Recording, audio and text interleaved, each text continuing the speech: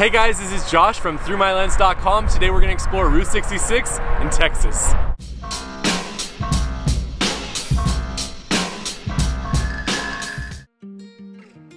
As you've probably heard me say on the last few videos, my goal for this series is just to capture my dad and I's journey on Route 66 and show what it looked like in June of 2019.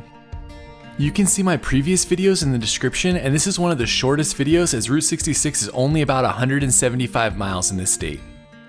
Let me know if I left off any of your favorite spots, and here's what we found on Route 66 in the state of Texas.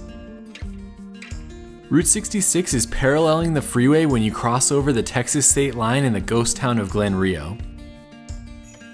We backtracked a little bit on the freeway so we could capture the Welcome to Texas sign as well. We're leaving New Mexico and entering into state number 4, Texas. Even though it's only about 175 miles, there's still a bunch of fun attractions in the state of Texas. Here's our first one.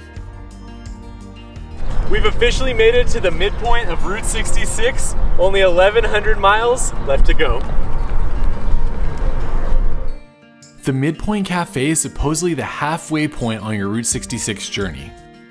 It's a great place to stop and get food, and legend has it that the owner from 1990 to 2012 was the inspiration for Flo in the movie Cars. Don't leave without trying the pie. They have revolving flavors, and the one I had was incredible. Whiskey, chocolate, pecan, pie. So good. Even if you're not hungry, be sure to stop at the Midpoint Cafe for pie. It's definitely worth the trip. From there, we headed to the town of Vega, which is basically the first town you'll see in Texas. Look at this welcome I'm getting to Texas. Exactly what I would expect. The main stop in Vega is at the cultural museum that they had. It had a ton of great exhibits on Route 66 and a lot of really knowledgeable people. Plus we got a passport stamp and they let us print our own postcard. Alright. Just pull that forward. I'm printing my own. Start spinning that wheel towards yourself. And it will stamp it. It almost embosses it. And if you look how it's like you can feel it through it. Wow. Little bags for it. That is super cool. There's also an old service station across the street, but it wasn't open when we were there. We got back in the car and headed on, excited about our next stop, which is one of the most iconic places on the entire route. It is the Cadillac Ranch.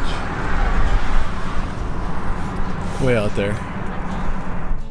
Cadillac Ranch is a public art installation outside of Amarillo, Texas that began in the 1970s when 10 Cadillacs were buried nose down in the ground.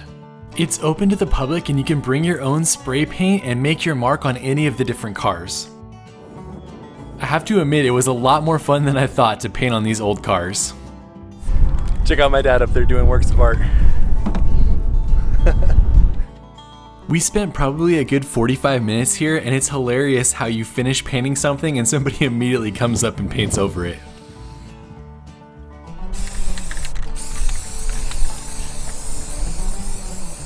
Left our mark on Cadillac Ranch, at least for 10 minutes. If that. Route 66, Josh and Jeff, 2019. We finished our time at Cadillac Ranch. It's a ton of fun, definitely something you want to do on Route 66. Now we're heading to our hotel at the Big Texan and we're gonna get a steak. When in Texas, you gotta go big, right? What better than the Big Texan Steak Ranch? We made it to the Big Texan Ranch.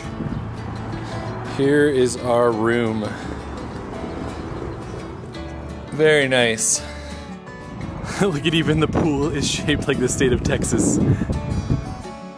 Unfortunately, the pool was closed for cleaning, so I didn't get to jump in, but we did get to meet the steer that was out front and explore the property.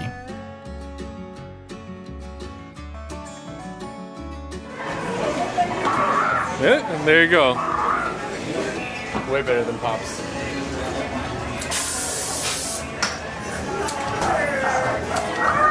You get all of them.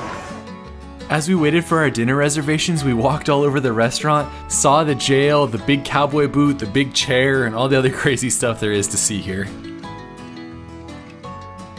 So this steak is $72, and if you eat it in 1 hour, you get it for free. But look at how gigantic that thing is. Plus, you gotta eat shrimp, baked potato, a salad, and bread. The fastest person has done it in 4 minutes and 30 seconds. We're staying away.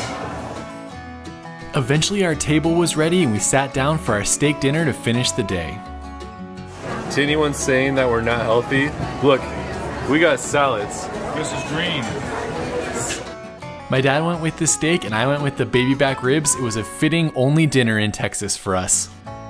We just had an awesome meal of steak and ribs. And luckily our hotel room is right over there. That's the end of day 6.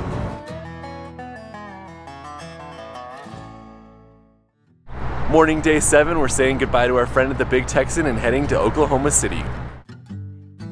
On the way out of Amarillo, we stopped to see a few more old signs and old businesses before continuing our drive east.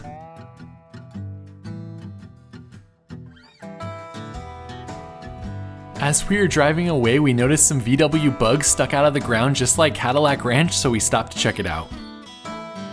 This is our first stop on the outskirts of Amarillo, the VW Slugbug Ranch. We didn't bring any paint because we didn't know that this even existed, but it's another cool spot to check out on the way out of town. I'm not sure what the history of this place is, as there's not a lot of information about it online, but let me know if you know about it in the comments.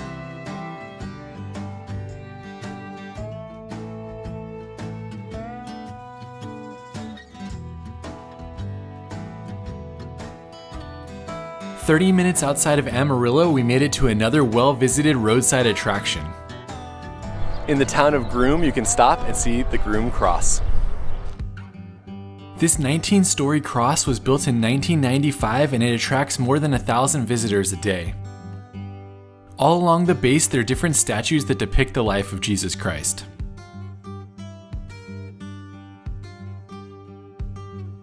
Only a mile or so away is the Leaning Water Tower of Texas, which was built to draw attention for a local truck stop and restaurant that's unfortunately no longer there. Continuing on from Groom to McLean, the drive is relatively sparse. There is a nice service station from the 1930s that you can stop at though. As you leave on Route 66, you'll notice that it's basically just paralleling the freeway here. There are many sections of the route that look exactly like this, where the road is right next to the freeway. We just made it to the town of McLean. First stop, the Devil's Rope Museum for barbed wire and the Route 66 Museum in the same building. The Devil's Rope Museum was officially opened in the early 90s, and it focuses on the history of barbed wire and the over 2,000 different types of barbed wire. In the 1890s, the cowboys used barbed wire as their telephone lines to communicate with each other. While this may not sound exciting to you, it was actually one of my dad's favorite things that we did on Route 66.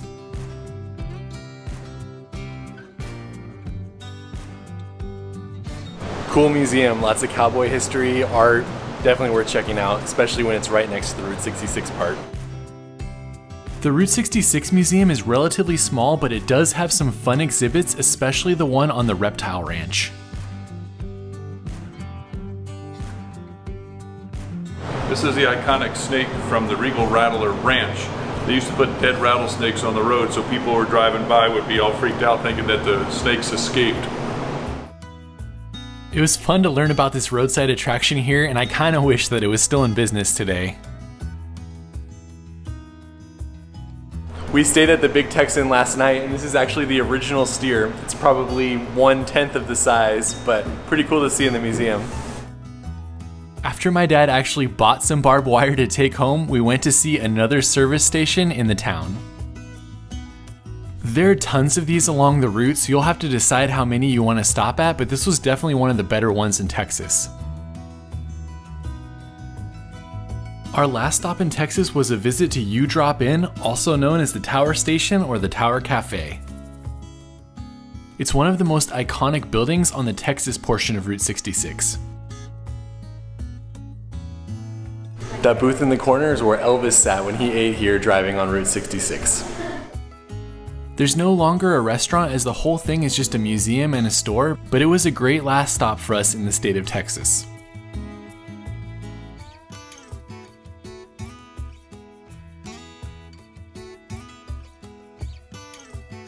That's it for our time on Route 66 in Texas, and you can see the Oklahoma video next week or in the description if it's already been posted. Thanks so much for watching these videos. Let me know if you have any questions, and you can read more about all these places at throughmylens.com.